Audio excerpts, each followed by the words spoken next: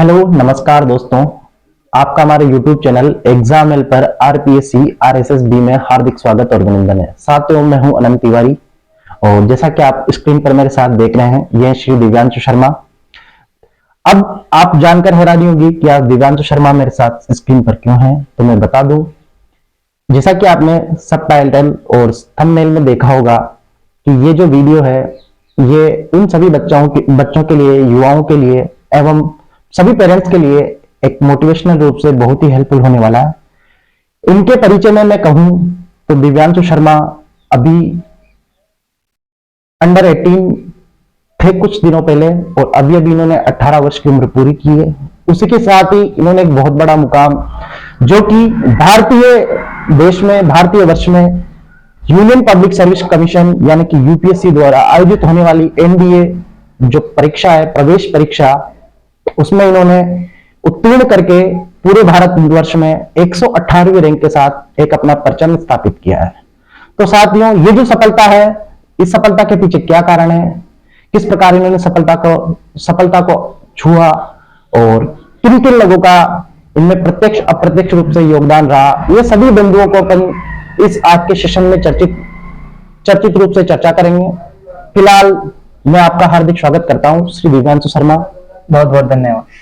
तो जैसा कि मैंने प्रारंभ में बताया कि दिव्यांशु शर्मा ने एनडीए का जो 2022 वाला एग्जाम था, उसमें इन्होंने पूरे भारतवर्ष में 118वें रैंक के साथ अपना स्थान सुनिश्चित किया है। तो उससे सबसे पहले आप मुझे बताइए कि एनडीए की जो परीक्षा होती है उसे कौन व्यक्ति दे सकता है? उससे 12th अपियरिंग भी दे सकते हैं और 12th पास भी दे सकते हैं। कोई सा सब्जेक्ट हो, सब्जेक्ट मैटर नहीं करता। कोई सा भी सब्जेक्ट लिया हो 10th के बाद कोई भी दे सकता है, बस एज 18.5 के अंदर होनी चाहिए। बिल्कुल। तो ये क्राइटेरिया रहता है एग्जाम देने के लिए। तो आर्ट्स वाले बच्चे भी दे सकते हैं? आर्ट्स वाले बच्चे दे सकते हैं, बायो वाले बच्चे दे सकते हैं, कॉमर्स वाले बच्चे दे सकते हैं। सब्जेक्ट मैटर नहीं करता, क्योंकि इस एग्जाम में सभी सब्जेक्ट आते हैं, सभी सब्जेक्ट का एक पोर्शन होता है। माना कि मैथ का ज्यादा होता है पर सब्जेक्ट सारे आते हैं, तो इसमें कोई सब्जेक्ट का मैटर नहीं है, कोई भी बच्चा कोई से भी सब्जेक्ट का दे सकता है। तो पहली लाइन सर ने बहुत अच्छी बताई, वो ये है कि कोई भी व्यक्ति किसी भी सब्जेक्ट का हो उसको कम नहीं समझना चाहिए, क्योंकि अगर आपने 10वीं पास करी है, आप 11वीं 12वीं में पढ़ रहे हैं, तो आपने कोई ना कोई सब्जेक्ट लिया है, आपका सब्जेक्ट वो कभी भी कम नहीं है।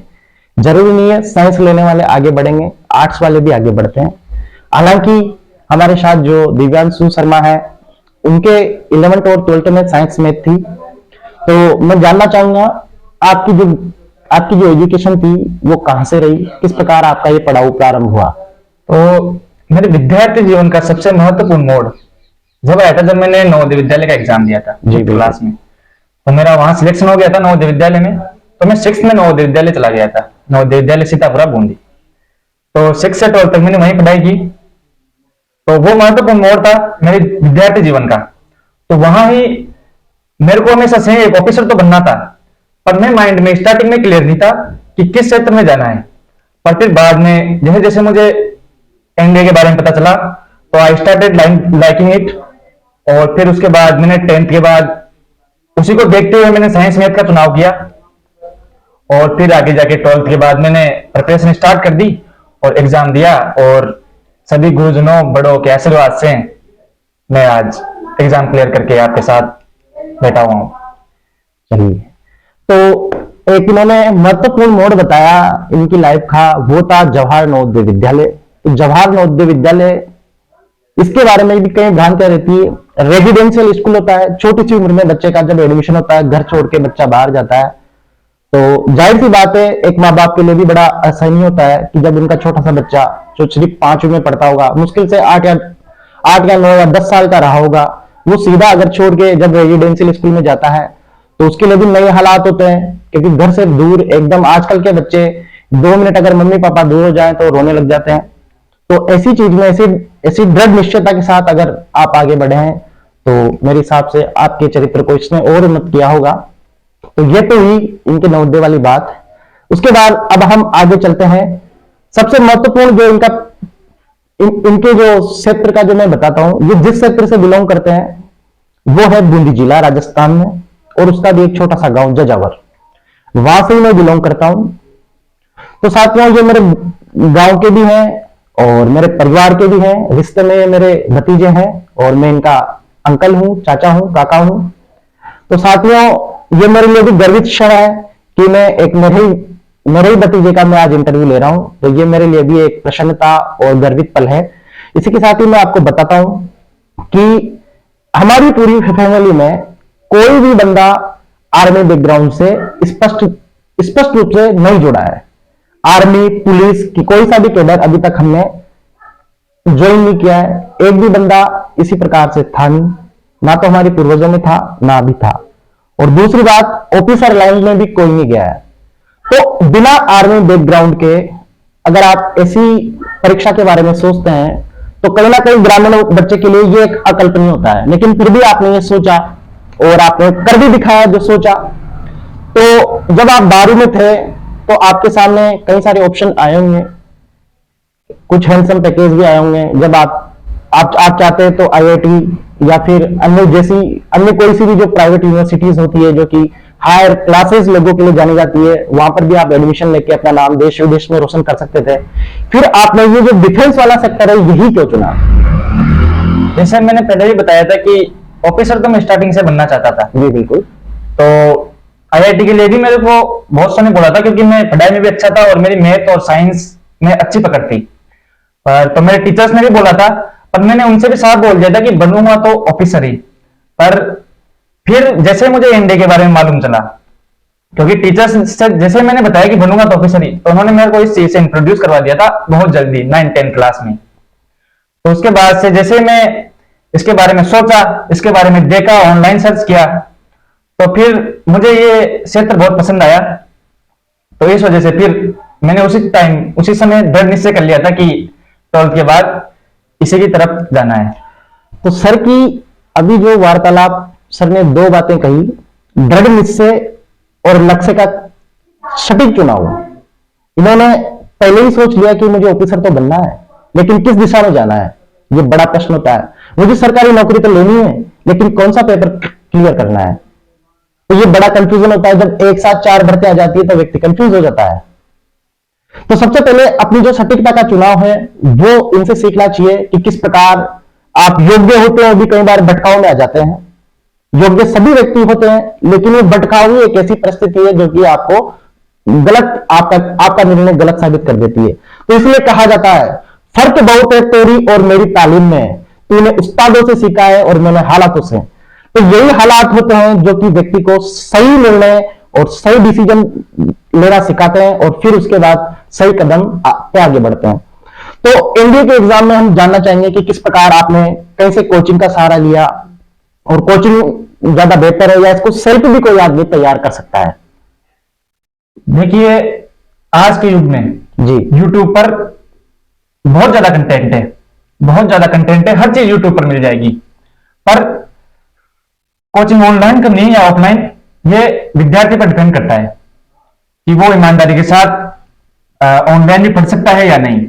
अगर खुद को लगता है, खुद अगर दृढ़ निश्चय है, खुद को लगन है, तो ऑनलाइन से अच्छा कोई और अदर ऑप्शन नहीं है। क्योंकि ऑनलाइन में यह है कि बहुत सारे सोर्सेज होते हैं अपने पास। जी। एक जगह से एक चीज समझ में नहीं आई, दूसरी जगह देख लो, एक बार में समझ नहीं आई, 3 बार देख लो। तो ऑनलाइन ज्यादा अच्छा है। पर ऑफलाइन में ये चीज हो जाती है कि एक तो वहां जाके पढ़ते हैं तो और बच्चे भी रहते हैं अपने साथ, उनसे वार्तालाप हो जाती है। बिल्कुल बिल्कुल। इस क्षेत्र में और ज्यादा जानकारी हो जाती है जिस क्षेत्र की तरफ अपन बढ़ रहे हैं। और यह है कि वहां दबाव रहता है टीचर्स का, और तो उस चक्कर में भी अगर बच्चा पढ़ लेता है, थोड़ा और ध्यान देने लगता है, क्योंकि इस उम्र में बच्चा इतना बहुत ज्यादा समझदार नहीं हो पाता है, जो ये उम्र है जिस उम्र में ये एग्जाम होता है। तो उसके लिए पर अगर बच्चा दृढ़ निश्चयी है, बच्चे में लगन है, विद्यार्थी में लगन है, तो फिर वो ऑनलाइन भी कर सकता है, वो भी एक अच्छा सोर्स है।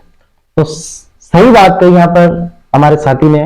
विकल्प बहुत मिलेंगे मार्ग भटकाने के लिए, संकल्प एक ही रखना मंजिल तक जाने के लिए। तो मैंने जब 9वीं क्लास 10वीं क्लास में अपना संकल्प का चुनाव कर लिया था कि मुझे डिफेंस सेक्टर में जाना है और एक ऑफिसर लेवल पे जाना है, तो ऐसे ही आप भी एक ही संकल्प रखना। और मैं इनसे फिर जानना चाहूंगा कि नवोदय की जब इनकी परीक्षा थी वो उत्तीर्ण करने के बाद इन्होंने जब एनडीए को चुना, एनडीए में फिर ये कोचिंग करने गए। इन्होंने कोचिंग के बाद अपना जो पेपर था वो क्वालिफाई किया। उसके बाद एनडीए की जो परीक्षा के अगले जो चरण आते हैं वो होता है महत्वपूर्ण मेडिकल और इंटरव्यू। तो मेडिकल को और इंटरव्यू को कैसे एक विद्यार्थी को पेश करना चाहिए उसके बारे में आप मुझे जानकारी दें। तो इंटरव्यू के बारे में ही मैं यही कहूंगा कि जैसे मेरा नवोदय विद्यालय में सिलेक्शन हुआ था, तो वहां क्या है, बच्चा अकेला रहता है 6th क्लास के बाद जी, ही, एक कच्ची उम्र में। तो उसके बाद विद्यार्थी को वहां स्टार्टिंग में थोड़ी प्रॉब्लम आती है, पर वो स्टार्टिंग के कुछ दिन निकल जाए तो फिर बच्चा सेल्फ डिपेंडेंट हो जाता है। वाजिब बात। वो सारी जो दूसरी चीजें जो बाहरी बच्चे जो बोर्डिंग स्कूल में नहीं पढ़ते, वो चाहे 12th के बाद, चाहे कॉलेज के बाद, चाहे 10th के बाद सीखते हैं, वो बच्चा उसी टाइम से वैसे माहौल में रहने लग जाता है और वो चीजें सीखने लग जाता है। तो उस वातावरण का भी एक महत्वपूर्ण योगदान रहा इंटरव्यू में। और इंटरव्यू में एक बहुत इंपॉर्टेंट बात ये होती है कि वो इंग्लिश, माध्यम इंग्लिश होता है उसका। जी। तो इंग्लिश सीखने के लिए भी, अब इंग्लिश में यही है कि इंग्लिश सीखने के लिए प्रैक्टिस बहुत जरूरी होता है कि अपना एनवायरनमेंट ऐसा हो, चाहे कैसे भी करके ऑनलाइन कोर्सेस हैं, दूसरे इंग्लिश स्पीकिंग कोर्सेस हैं, चाहे अगर खुद में लगन हो तो खुद भी ऐसे जैसे अपने फ्रेंड्स होते हैं उनसे बात भी इंग्लिश में करे, चाहे खुद ही किसी टॉपिक को तैयार करके उसमें इंग्लिश में खुद ही रिकॉर्डिंग करे मोबाइल में, या फिर उसी पे भाषण दे, तो ऐसे भी इंग्लिश का इंप्रूव कर सकते हैं। तो मेरा इंग्लिश पहले कमजोर थी, मेरी इंग्लिश स्पीकिंग कमजोर थी, तो फिर मैंने ऐसा इंप्रूव किया था कि मैं रिकॉर्ड करता था अपने आप को, इंग्लिश में बोलता था, इंग्लिश में किसी एक पर्टिकुलर टॉपिक को तैयार करता था, फिर उस पर बोलता था, उसको रिकॉर्ड करता था, दोबारा देखता था। तो ऐसे कर करके धीरे धीरे मैंने अपनी इंग्लिश सुधारी। तो अगर इंटरव्यू के लिए जाने से पहले यह सुनिश्चित कर लेना चाहिए कि अपनी इंग्लिश अच्छी है या नहीं है, फ्लुएंट नहीं है, फ्लुएंट है या नहीं है। जैसे वहां इंग्लिश में पूरा साक्षात्कार होता है, तो अगर अपनी बात, हो सकता है बहुत से बच्चे ऐसे होते हैं जिनके मन में तो बहुत होता है, उनमें काबिलियत भी बहुत होती है, पर यह है कि माध्यम की वजह से वो रह जाते हैं। तो अपन को साक्षात्कार देने से पहले यह तो सुनिश्चित कर लेना चाहिए कि जो माध्यम है वो तो अपना परिपक्व है। उसके बाद वो 5 दिन का इंटरव्यू होता है जी। उसमें पहला दिन स्क्रीनिंग का होता है जी। स्क्रीनिंग में ऐसा होता है कि पहले तो वो मेंटल एबिलिटी के टेस्ट लेते हैं 2 जी, बिल्कुल। उसमें टाइम लिमिट रहती है अच्छी। अच्छा। और फिर सेकंड टेस्ट होता है, उसको कहते हैं PPDT, picture perception and description test. उसमें वो 30 सेकंड तक एक पिक्चर दिखाते हैं जी, ब्लैक एंड व्हाइट, और फिर उस पर कुछ 5 मिनट मिलते हैं उस पर स्टोरी लिखने के लिए। स्टोरी लिखने के बाद वो स्टोरीज को 5 मिनट होते हैं सबमिट कर लेते हैं, और फिर वहां ग्रुप बना देते हैं। तो एक एक ग्रुप को बुला के एक ग्रुप अपना एक कैंडिडेट अपना नरेशन करता है, और फिर उसके बाद सभी ग्रुप वाले ग्रुप डिस्कशन करके एक कॉमन स्टोरी बनाते हैं कि इस जो पिक्चर दिखाई गई थी उस पर एक अच्छी स्टोरी क्या हो सकती है, तो उसको एक रिलेट करता है। और सामने एसेसर्स बैठे रहते हैं, तो वो इस पूरी प्रक्रिया में देख लेते हैं, और फिर स्क्रीनिंग में लगभग 40% बच्चों का सिलेक्शन हो जाता है पहले दिन। तो फिर वो 40% बच्चे अगले 5 दिन तक वहीं देते हैं। और फिर दूसरे दिन जैसे साइकोलॉजी का होता है, और फिर 2 दिन होने के बाद अगले 2 दिन तक ग्राउंड का होता है, और 5वें दिन वहां कॉन्फ्रेंस हो जाती है, और उसी दिन परिणाम बता दिया जाता है। तो ये 5 दिन का जो इंटरव्यू चलता है उसमें कहीं ना कहीं जब 18 साल से कम उम्र का बच्चा आएगा, 18.5 साल से कम उम्र का जब बच्चा आएगा और उसको लगेगा कि मैं 5 दिन तक वहां पर इंटरव्यू देने जा रहा हूं, तो पहला डर तो अगर वो आत्मविश्वासहीन होगा तो वो वहीं बाहर निकल जाता है। तो मैं मेरे दर्शकों से और आप देख रहे इस वीडियो को, मैं उनसे सबसे कहना चाहूंगा, अगर आप किसी भी इंटरव्यू के लिए जाना चाहे तो सबसे पहले तो आपके अंदर जो डर है उसको निकाल कर ही जाए। दूसरी बात इन्होंने बताई कि अगर आप किसी भी क्षेत्र से, किसी भी माध्यम से हो, लेकिन अगर आपने एक डर को बाहर निकाल दिया कि मैं हिंदी का हूं, मैं उर्दू का हूं, लेकिन मेरे को इंग्लिश सीखनी है, तो वो मैटर नहीं करता। आप मेहनत करेंगे तो एक दिन उसमें उत्कृष्टता आ ही जाएगी। तो कहा जाता है जो डर गया वो घर गया, जिसने हिम्मत दिखाई वो कुछ कर गया। तो इसी प्रकार आज इन्होंने करके दिखा दिया, जो पूरे हमारे लगभग मैं जहां तक जानता हूं, मैं मेरे परिचय में हमारे जो बूंदी का जो क्षेत्र है उसमें पिछले कई सालों से ऐसा कोई परिणाम आ नहीं रहा था कि अंडर 18 का बच्चा आएगा और ऐसा यूपीएससी जैसी बड़ी बड़ी जो परीक्षा संस्था है, एसएसबी इंटरव्यू है, उसको क्लियर करके एक डिफेंस क्षेत्र में अपना नाम रोशन करेगा।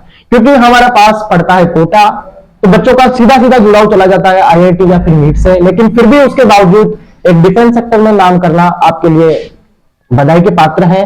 इसके अलावा मैं आपको, तो ये एक आम आदमी का भी इंटरेस्ट होता है और एक विद्यार्थी का भी होता है और सभी पूरे भारतवर्ष के जो नागरिक है उनका भी होता है कि आर्मी में जब कोई जाता है तो उनका जो रैंक ऑर्डर होता है ऑफिसर्स का, वो क्या होता है, किस प्रकार वहां पर रैंक बनती है। क्योंकि सामान्य जो प्रशासनिक सेवा है उनमें तो सभी जानते हैं, क्योंकि वो सीधे नागरिकों से उनका जुड़ा होता है। हालांकि आर्मी एक अलग बैकग्राउंड है, एक अलग सेक्टर है, तो सीधा उनका जुड़ाव नहीं हो पाता। इसलिए कई सारे नागरिक, भारत के जो आम नागरिक है वो इस ज्ञान से अपरिचित रहते हैं। तो मैं सर से जानना चाहूंगा कि किस प्रकार इसमें अधिकारियों का जो रैंक ऑर्डर है वो किस प्रकार रहता है। तो ऑफिसर्स की जो रैंक रहती है इंडियन आर्मी में, वो स्टार्ट होती है लेफ्टिनेंट से। जब भी कोई विद्यार्थी चाहे कैंडिडेट कमीशन होगा इंडियन आर्मी में ऑफिसर के रूप में, तो उसको पहली रैंक लेफ्टिनेंट के रूप में लिया जाएगा वहां। जैसे कि एनडीए के थ्रू जो जाते हैं, एनडीए के थ्रू, और फिर 4 साल की आईएमए के बाद जो ट्रेनिंग करके कंप्लीट होकर जो कमीशन होता है ऑफिसर, बिल्कुल, वो लेफ्टिनेंट की रैंक पे जाता है। तो लेफ्टिनेंट से स्टार्ट होता है और फिर आगे की प्रक्रिया प्रमोशन के आधार पर होती है जी। तो लेफ्टिनेंट, उसके बाद कैप्टन, मेजर, फिर lieutenant colonel, colonel, brigadier, major general, lieutenant general, general, field marshal, और फिर सबसे ऊपर चीफ ऑफ डिफेंस स्टाफ। तो एक सबसे बड़ी बात अचीवमेंट ये होती है कि एनडीए वो लाइन है जहां से अगर आपने कदम रखा तो आप जो अधिकारियों की जो एक पूरी श्रृंखला है उसमें आपका पदार्पण हो जाता है।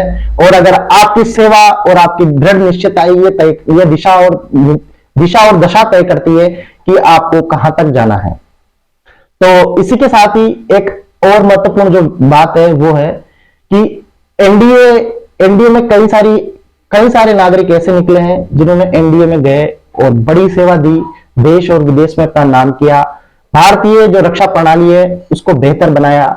अब आप नई उम्र के हैं तो एक बड़ी जिम्मेदारी होती है कि कच्ची उम्र में, क्योंकि जब आप 18 साल के हैं, 4 साल बाद जब आपकी ट्रेनिंग खत्म होगी तो आप 21 या 22, आप 22 के हो जाएंगे। तो 22 की उम्र में जब आप सीधे कमीशन में आएंगे तो सीधी एक बटालियन आपको मिलेगी। शायद 120 सदस्य उसमें होते हैं, मैं आपसे कंफर्म करना चाहूंगा।